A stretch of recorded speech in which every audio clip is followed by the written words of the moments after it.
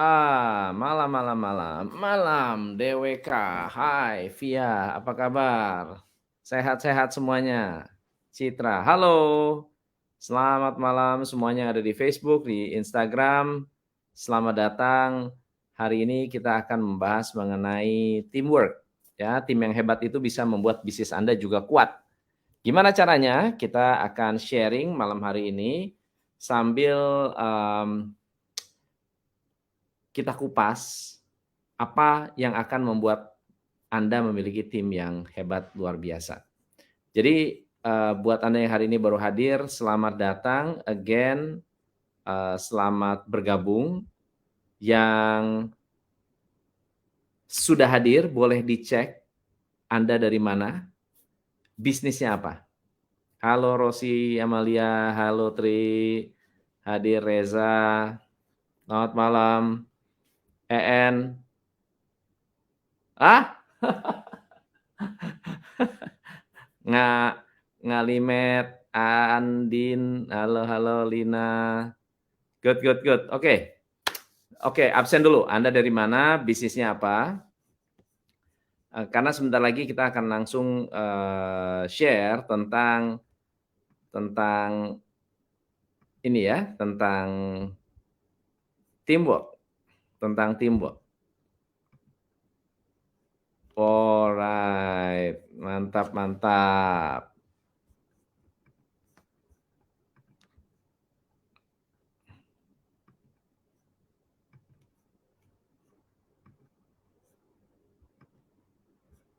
Oke. Nah, teman-teman, karena waktunya sudah apa namanya, sudah mulai, kita mulai ya. Teman-teman, apa sih sebetulnya yang membuat sebuah bisnis itu bisa berkembang?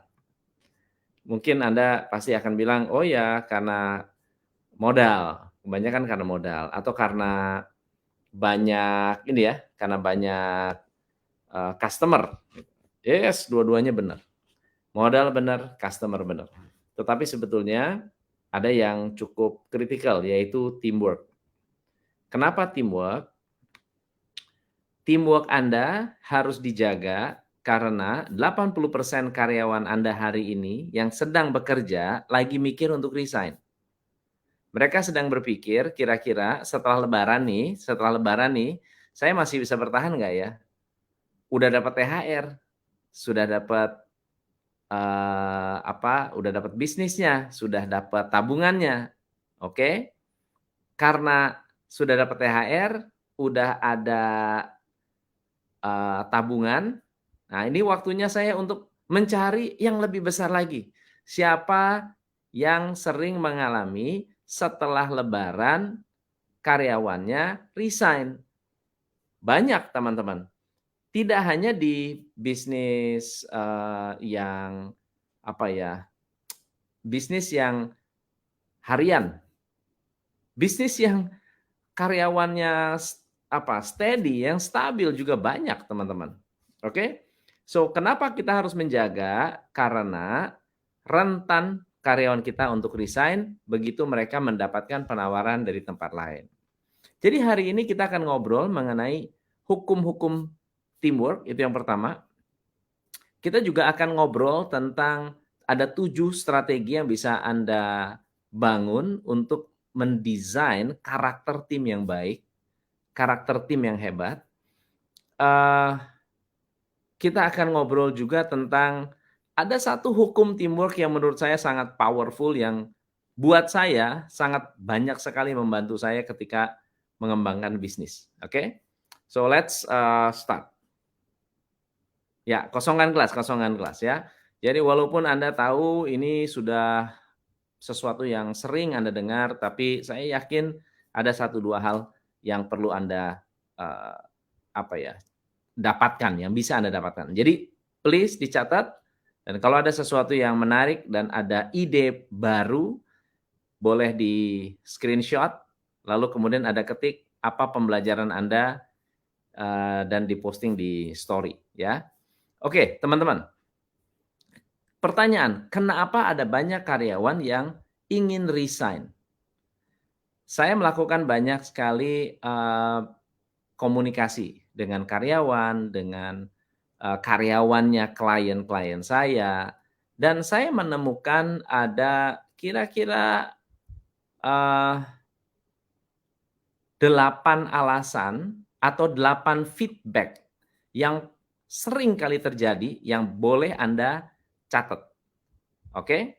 Feedback yang pertama, banyak karyawan yang merasa kerjaan mereka tidak jelas.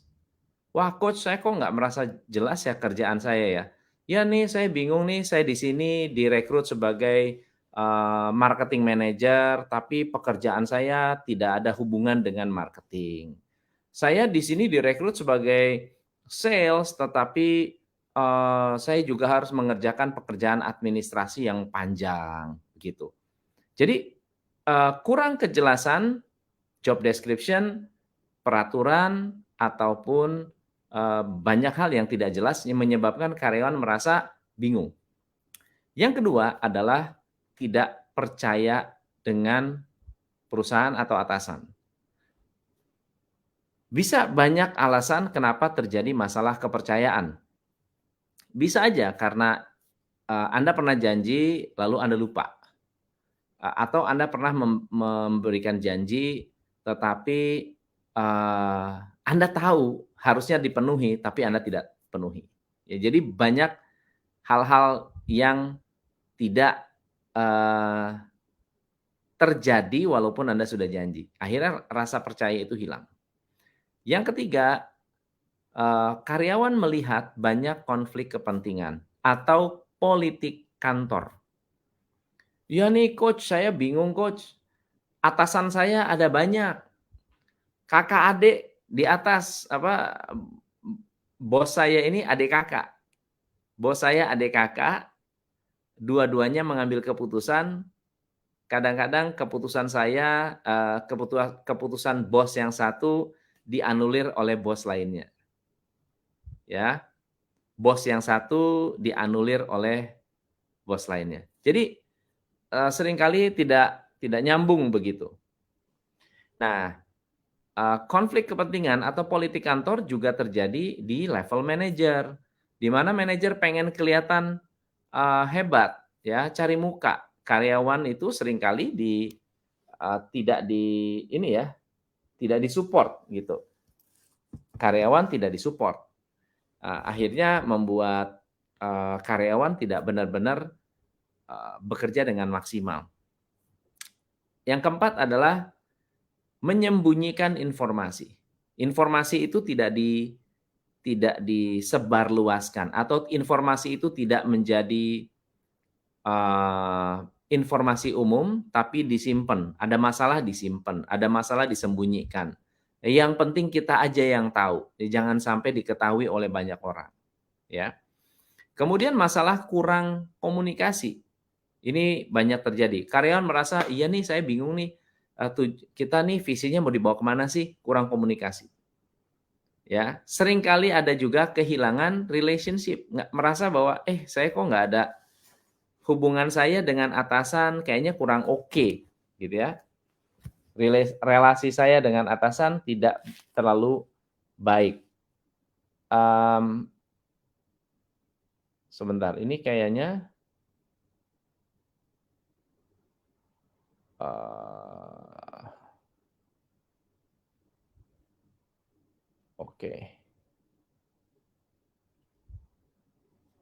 Saya punya WiFi naik turun soalnya. Oke. Ah. Nah, jadi, eee, tantangan yang terjadi sebentar.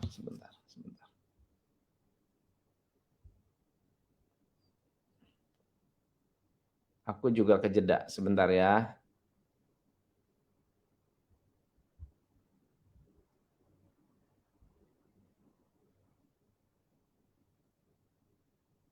Cek cek. Oke, semoga semoga sekarang lancar. Semoga sekarang lancar ya. Baik. Nah, oke, lanjut ya. Jadi, mmm, kurang komunikasi, kurang relasi, kemudian karyawan yang kebanyakan atau sering kurang itu juga menjadi masalah, dan yang terakhir adalah persaingan yang tidak sehat.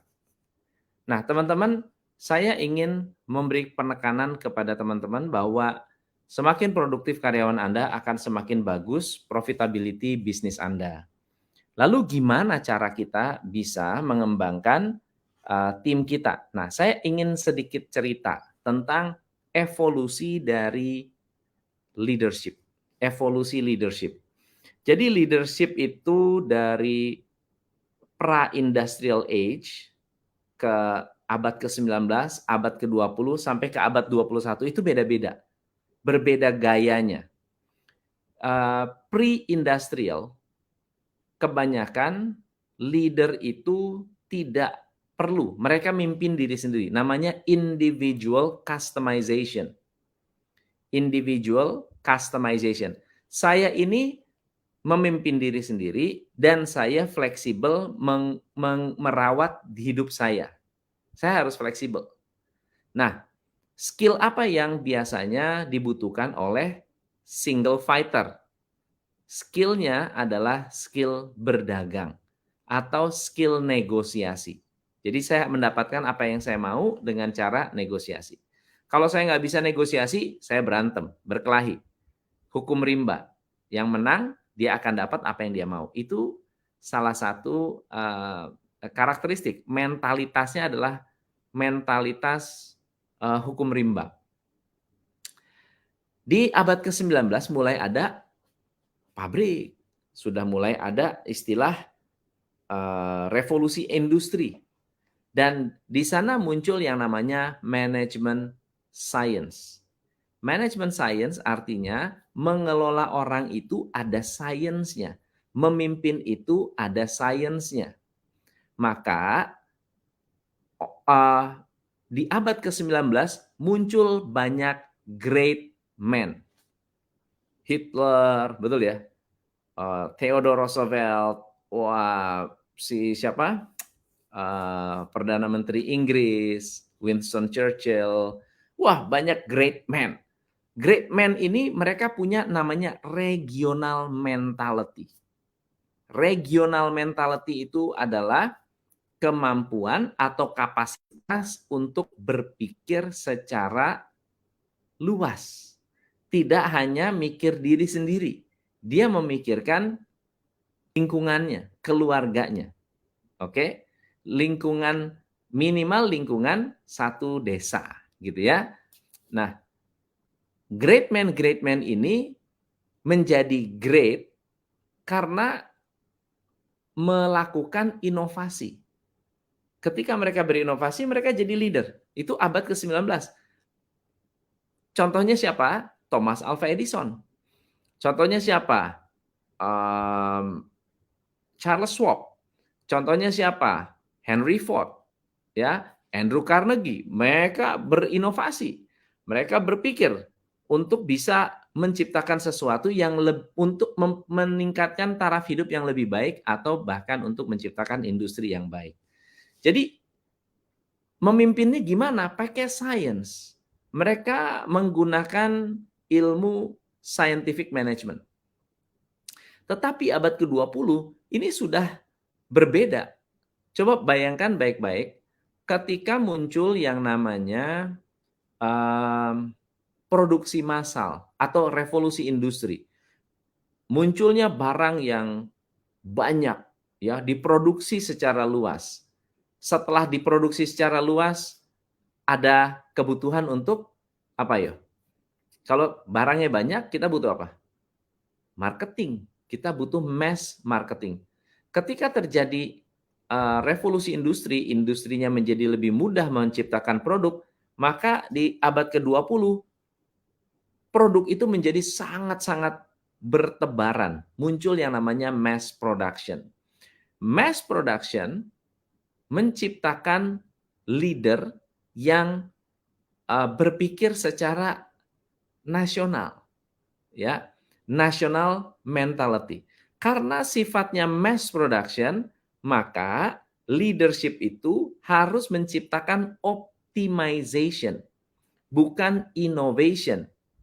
Waktu revolusi industri butuh innovation, tetapi di mass production butuh optimization. Satu orang harus mengerjakan banyak. Maka di abad ke-20 banyak terjadi demo.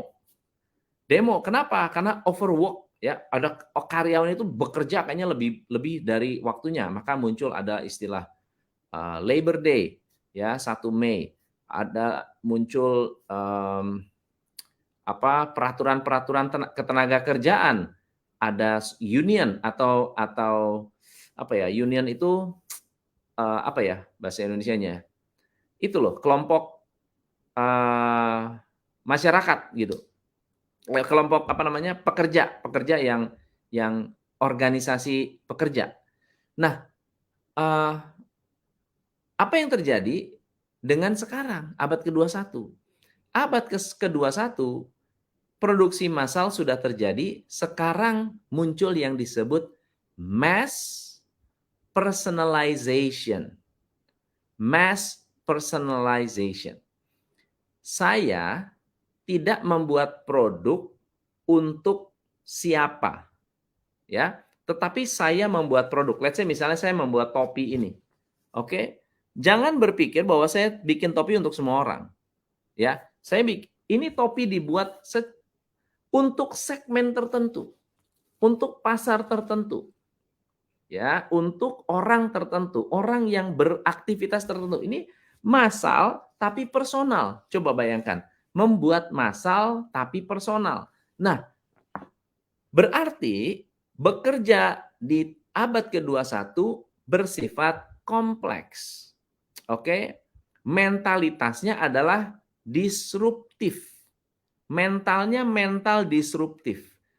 Karena mental disruptif, karyawan Anda cenderung ingin disrupsi. Karyawan kita tidak suka sesuatu yang stabil. Terlalu stabil mereka nggak suka. Mereka ingin Anda juga berinovasi.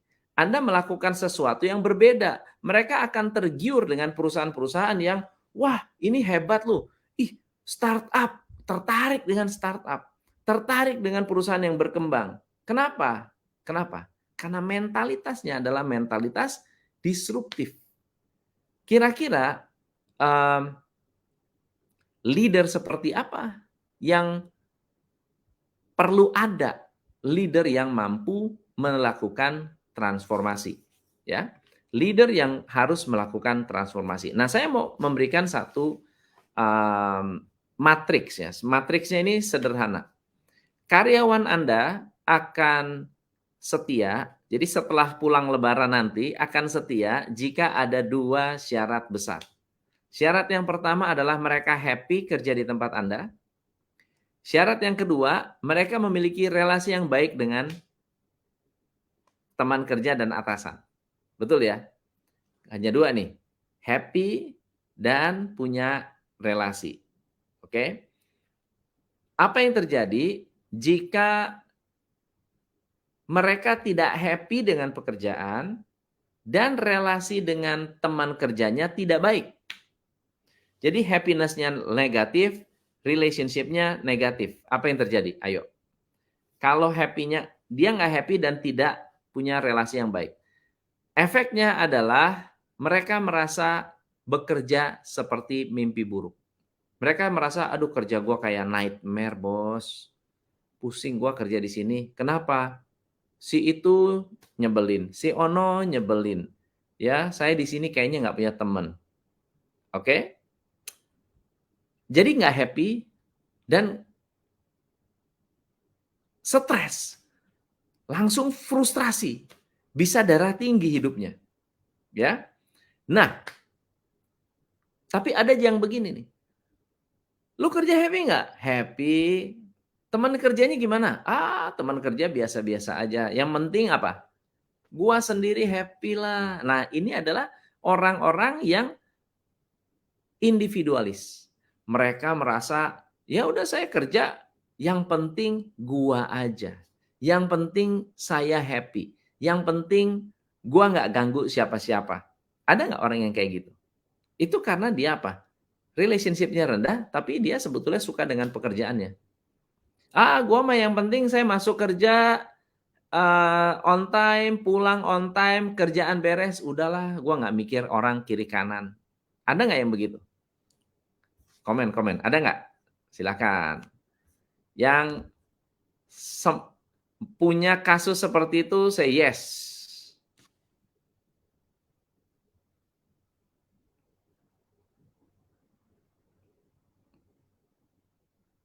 Oh, ada gaji lebih naik. Oke.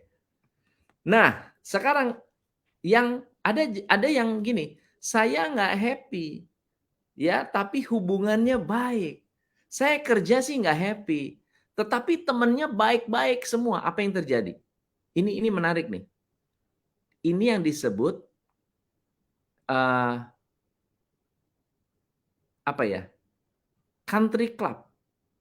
Ya kayak country club. Ya hubungannya baik, tetapi sebetulnya nggak happy-happy banget gitu. Palsu, palsu. Ya, senangnya senang palsu. Nah, ini akan menciptakan perpecahan dalam waktu yang begitu ada kesempatan untuk pergi, ya mereka akan pergi. Ya, hubungan sih baik, tapi saya nggak terlalu happy kerja di sini. Ya, itu bom waktu, teman-teman. Yang kita mau adalah memiliki relasi yang baik dan memiliki kebahagiaan dalam bekerja.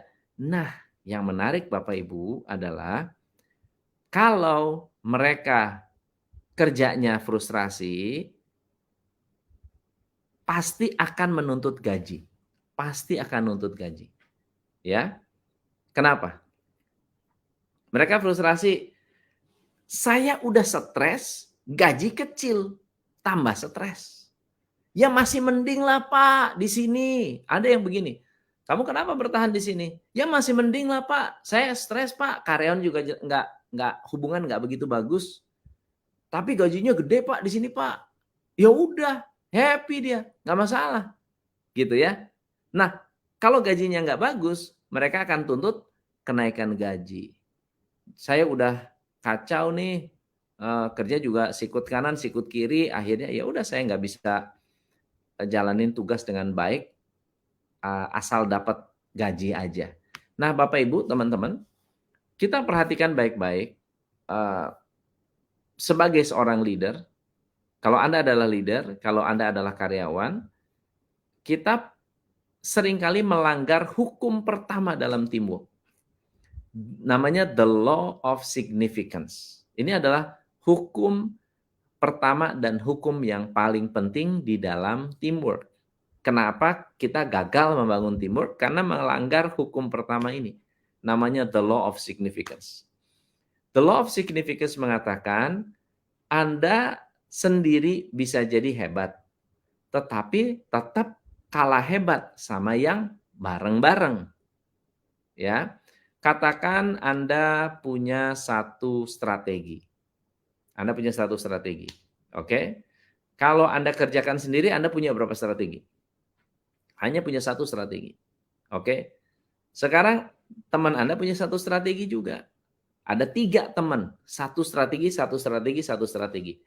Apa yang terjadi kalau kita diskusikan 3 strategi ini?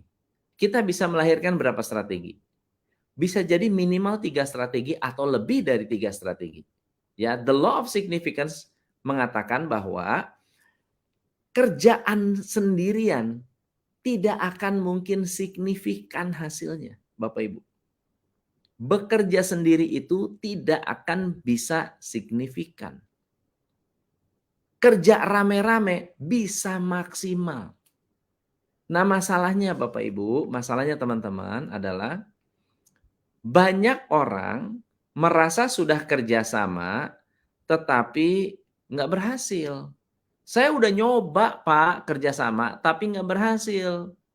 Kenapa nggak berhasil? Karena tidak bisa membaca karakter. Pak, saya males Pak kerjasama Pak. Kenapa? Habis ide saya sering diambil sama dia Pak. Saya punya ide, percuma Pak, saya ngomong begini-begini Pak. Saya ngomong banyak Pak. Ide saya diambil Pak. Dia ntar ngaku-ngaku tuh ide saya. Kenapa orang mengatakan seperti itu? masalah insecure. Dia insecure, dia merasa bahwa diri saya tidak merasa hebat, idenya nggak banyak, satu-satunya ide bagus saya diambil orang. Akhirnya jadi insecure. Ya, siapa yang ngalamin ini? Saya yes. Siapa yang pernah ngalamin? Ya. Yang ketiga, seorang leader. Ini juga banyak nih. Bilang begini, coach, saya udah coba coach, rekrut orang, rekrut manajer. Nggak ada yang benar. Nggak ada yang benar. Daripada gue pusing, mendingan gue kerjain sendiri. Teman-teman, kalau Anda mau kerjain sendiri sampai kapan? Kalau kita mau jalanin semua sendiri, mau sampai kapan? Setuju nggak sih? Yang akhirnya, misalnya contoh saya, mungkin kalau riset saya bisa lah. Ya, saya coaching bisa. Banyak hal lah yang saya bisa. Tapi kalau saya ngerjain sendiri nggak akan gede, teman-teman. Nggak akan bisa besar. Karena jangan-jangan ada orang yang lebih hebat dari saya. Jadi saya punya pelatih-pelatih bisnis itu banyak yang lebih jago dari saya.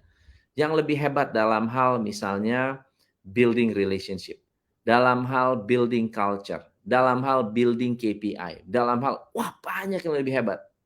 Banyak yang lebih hebat. Jadi kalau saya bilang, kalau saya mau hebat, mendingan gua kerjaan sendiri. Itu akan membuat bisnis kita tidak pernah besar. Kenapa kita butuh membangun teamwork? Jangan melanggar hukum yang pertama ini. Oke. Masalah berikutnya adalah yang melanggar the law of significance adalah ego. Gua harus kelihatan. Gua adalah orang yang hebat. Gua yang paling dahsyat gitu. Ego ini bahaya banget, ya. Selain arogan atau naif. Naif itu begini, ya tenanglah, nggak apa-apa, sekarang sendiri dulu nggak apa-apa. Semoga nanti bisa terjadi. Moga-moga besok-besok kita bisa ketemu orang yang cocok. Kalau tidak ada strategi, berarti waktu untuk mendapatkan orang yang bagus pasti akan lebih lambat. Ya, kalau nggak ada strategi. Nah, tapi ada faktor yang terakhir ya. Menurut saya, the law of significance menjadi masalah ketika Anda sering salah rekrut orang. Kalau Anda keseringan salah rekrut orang, lama-lama kita frustrasi. Sudah rekrut orang banyak-banyak, nggak berhasil, udah gitu gagal membantu kita. Kenapa? Karena kita belum tahu cara merekrut orang yang tepat. So, saat Anda memiliki tim yang super produktif, tim ini bisa membantu bisnis Anda autopilot. Oke? Nah, sampai sini ada pertanyaan nggak? Sampai sini ada pertanyaan? Yuk. Oke, ini ada petani muda. Bentar ya, aku jawab petani muda ya. Petani muda, bisnis aku di penjualan. Tapi pesaingku malah banting harga, solusinya gimana? Tidak perlu takut dengan orang yang banting harga selama kita yakin dengan servis dan pelayanan kita. Pasti ada orang yang memang mencari harga, ada orang yang tidak mencari harga. Ada orang yang membutuhkan pelayanan, ada orang yang membutuhkan harga. Berikan harga kepada orang yang mencari harga, berikan pelayanan untuk orang yang mencari pelayanan. Ya, oke, aku jawab juga beberapa pertanyaan yang ada di Instagram ya. Materinya keren banget. Saya ingin tanya, apa yang harus dilakukan agar tidak jenuh dengan pekerjaan yang kita miliki? Apa yang dilakukan agar kita tidak jenuh? Ada istilah namanya passion. Kalau bekerja harus ada passion. Ya. Apa itu passion? Passion adalah responsibility, rasa tanggung jawab.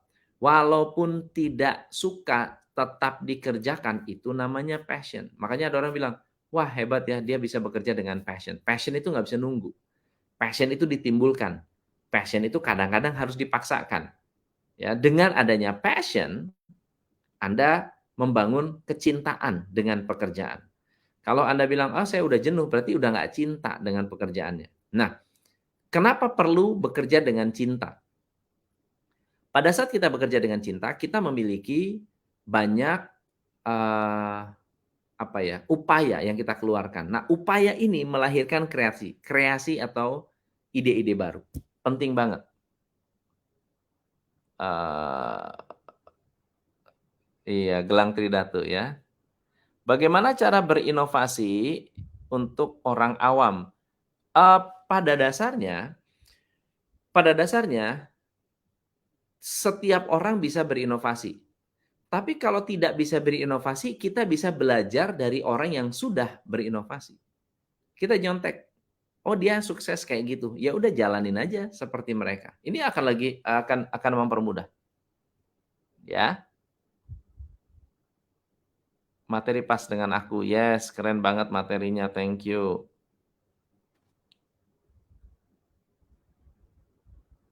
Apa yang dijelaskan sesuai dengan realita, yes. Nggak usah kirim love makin lemot. Oke, oke. Oke, good. Nah, good, good.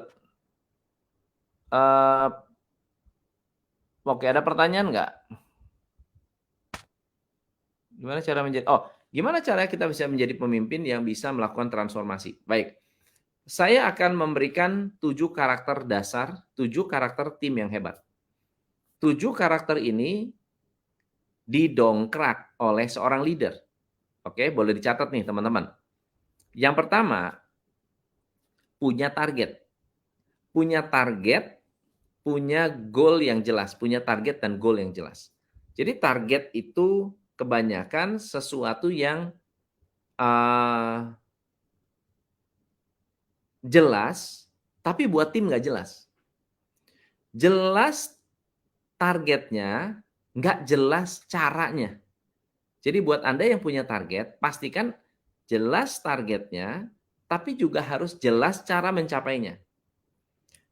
Yang kedua adalah Anda harus bisa meluangkan waktu untuk berdiskusi dengan tim. Harus punya waktu untuk diskusi dengan tim. Karena karakter tim hebat itu adalah komunikasi, Bapak Ibu. Mau ngobrol, mau bicara, mau berinteraksi. Ya, dengan kita ngobrol, dengan kita komunikasi, kita bisa mendesain atau bisa merangsang energi yang menyatu dalam tim. Ya. Yang ketiga, tim yang hebat adalah terlatih. Tim yang hebat itu terlatih. Kalau Anda punya mobil Formula 1, lalu kemudian semua orang yang ada di apa namanya, di parkiran untuk ganti ban ya. Ganti ban kan mereka parkir, mobilnya Formula 1 parkir, lalu copot ban, tempel lagi, lalu jalan. Apa yang terjadi kalau orang-orang yang pegang bor ya, mesin untuk membuka baut, itu nggak terlatih. Teamwork-nya nggak bakal jalan. Jadi, suka nggak suka, kita sebagai leader harus mau melatih tim kita. Harus meluangkan waktu untuk mentraining mereka. Yang keempat, mengajak tim kita berpikir besar. Sebagai seorang leader, harus bisa mengajak tim untuk berpikir besar. Berpikir besar itu apa sih? Pada dasarnya berpikir besar adalah mengajak tim kita untuk berfokus kepada goal yang lebih besar.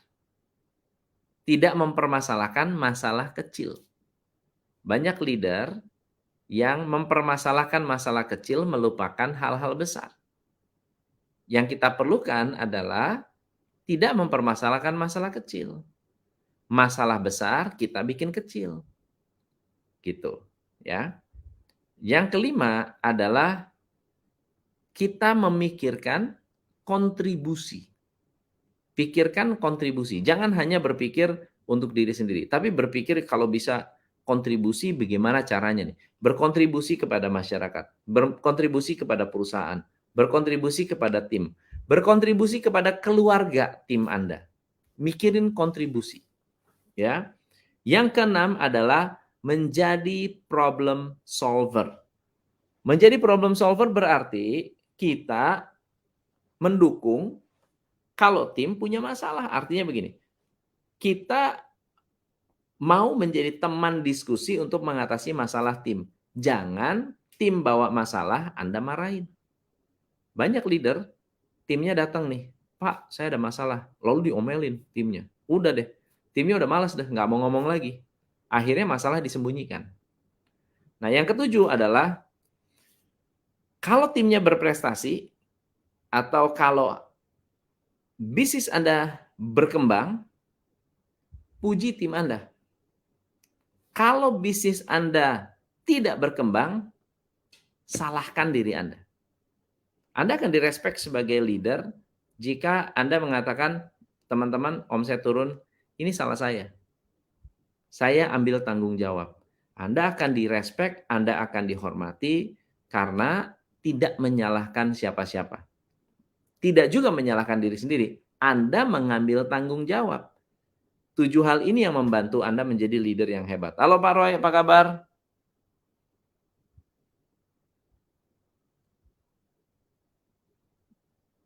Mantap, mantap, mantap. Halo Andre. Ya, video disimpan di feed. Oke. Kadang-kadang teman juga nusuk dari belakang. Iya, sikut kanan, sikut kiri. Iya, benar. Oke. Nah, Bapak Ibu, siapa yang dapat manfaat dari sesi kita malam hari ini? Saya yes.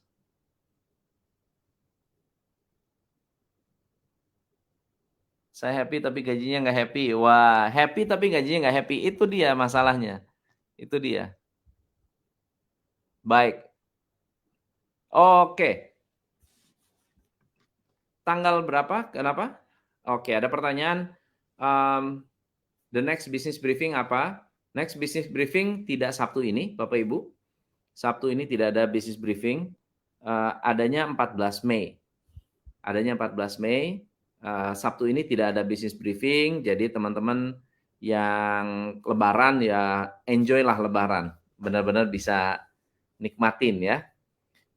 Tanggal 14 Mei hari Sabtu, business briefing jam 2 sampai jam 4 sore. Kita akan membahas how to build extraordinary team. Kita akan membahas 4 sistem ya di dalam extraordinary team. Ya, kalau Anda mau register atau mau daftar, pendaftaran baru dibuka, jadi Anda bisa daftar segera. Daftarnya ke 0811 595979, 0811 595979. Oke, ini saya. Nah, 0811 595979. Ya, itu business briefing namanya. Ada 4 sistem yang akan saya share. Satu, how to find the right team. Jadi gimana cara nemuin orang yang tepat. Yang kedua, bagaimana mendesain sistem yang tepat untuk tim Anda. Yang ketiga, membahas reward system. Gimana cara kasih insentif? Insentif yang cocok gimana? Gimana caranya memberikan insentif untuk orang yang produktif? Gimana caranya kalau karyawan saya udah dikasih insentif tapi nggak produktif? Nah, itu sistem insentif apa yang baik? Dan yang terakhir adalah leadership. Bagaimana cara merancang leadership yang efektif? Ya. Nah, insentif bikin tim yang maksimal, ingredientnya apa? Nah, insentif nanti harus dibagi 3, teman-teman. Pertama adalah insentif yang memacu. Jadi insentif harus diberikan kepada orang yang tepat. Kita akan menemukan ada 3 tipe karyawan. 1, overachiever. Orang-orang yang disebutnya overachiever. Overachiever itu dikasih target apapun selalu capai. Jadi kalau di insentif dia terus yang dapat. Ya, kalau dikasih challenge dia terus yang menang. Teman-teman yang lain malas. Yang kedua adalah orang yang disebut mediocre. Apa? Mediocre? Mediocre adalah karyawan yang ya disebut hebat enggak, jelek juga enggak, ya. Ini tengah-tengah banget nih, tengah-tengah. Gimana cara kita memberi insentif untuk mereka? Dan yang ketiga adalah insentif untuk trainee atau insentif untuk orang baru. Karena kita nggak mungkin bisa memberikan insentif atau memberikan target untuk orang baru sama dengan orang senior, nggak bisa. Gimana caranya nih supaya mereka tidak patah semangat? Jadi 4 sistem ini akan saya share teman-teman. Nah buat yang mau gabung silakan hubungi 081115959979. Buat Anda yang daftar setelah 30 pendaftar pertama harganya menjadi 1.250.000. Jadi harga normalnya 1.250.000. Early bird-nya 30 pendaftar pertama 350.000.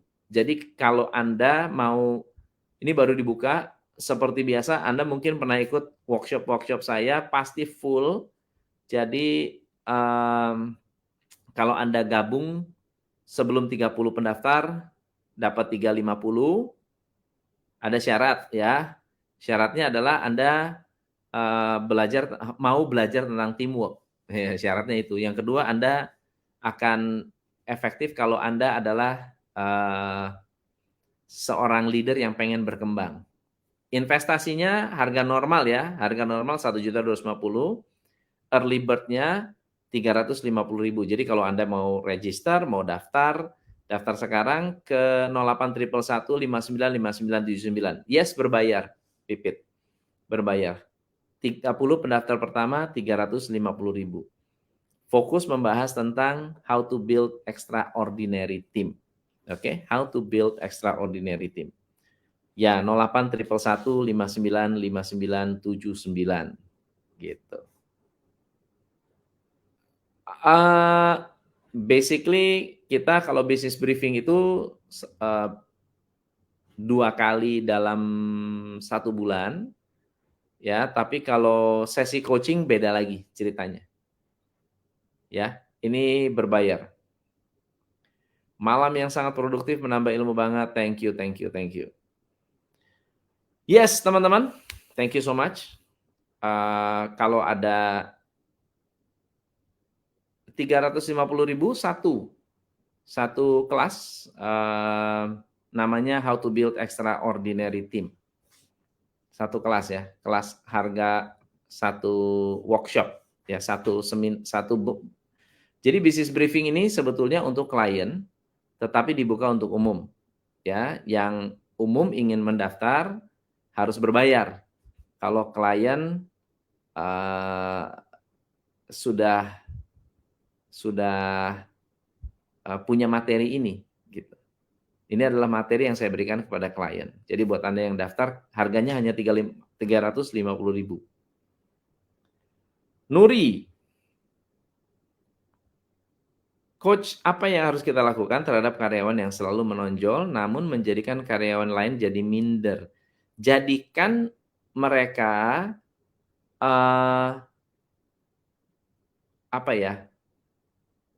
mentor.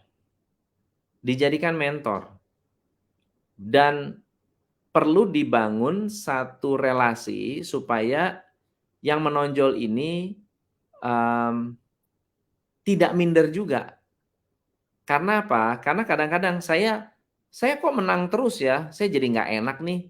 Nanti takutnya saya disangkanya curang, disangkanya itu, disangkanya ini. Kalau saya mengambil strategi yang pinter tadi diajarkan ke yang nggak pinter. Jadi bisa pinter bareng-bareng. Ya. Oke, teman-teman. Thank you so much. Buat Anda yang di Facebook, di Instagram, thank you banget. Sampai ketemu next time. Selamat beristirahat. Luar biasa. Sampai ketemu. You are the best.